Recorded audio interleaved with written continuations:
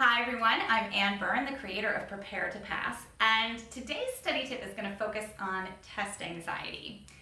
So we had a participant in our scholar sessions once who said to me, I know we're not supposed to talk about test anxiety because it's not a thing. And I said, why would you think that wouldn't be a thing? And she said, we're only supposed to talk about what's observable. I said, well, are sweaty palms observable? Are heart palpitations observable? Are clenched muscles observable? They're all observable. Trust me, I have all of them. They're observable. So today we're going to talk about how not to allow test anxiety to get in the way of your success on this exam. When you use behavioral techniques to treat your test anxiety, you're double dipping. Not only are you decreasing your anxiety so that it won't distract you, but you're using the very principles you're studying. So what we're going to recommend is a form of systematic desensitization. The first thing you want to do is recreate the test conditions as closely as you can. So if you know the test center is a little bit cold, turn on the air conditioner. Sit in the kind of chair that they're likely to have. Use the kind of desk that they're likely to have. All of these things are going to simulate those conditions.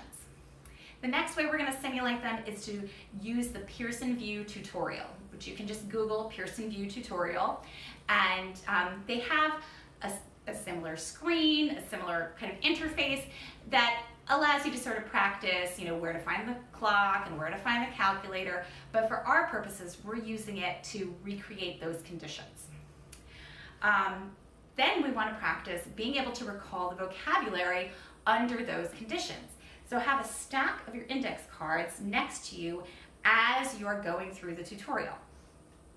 And as you're looking at the computer screen, also go through your index cards.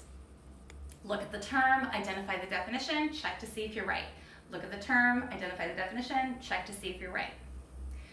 While you're doing that, you also want to practice the kinds of relaxation behaviors that are going to help you offset your anxiety. So breathe in deeply through your nose and out through your mouth.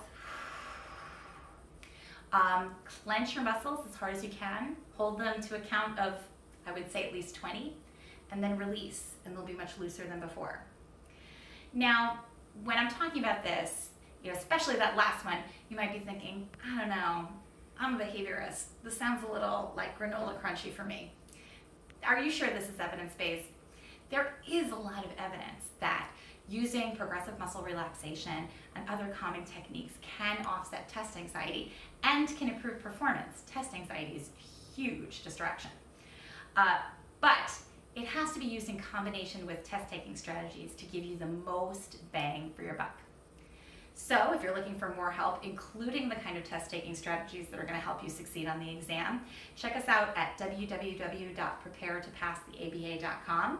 You can also check us out on Facebook, like us, follow us, and we have all sorts of goodies on there, including an ABA vocab study group. And thanks so much for watching, and I'll see you next time.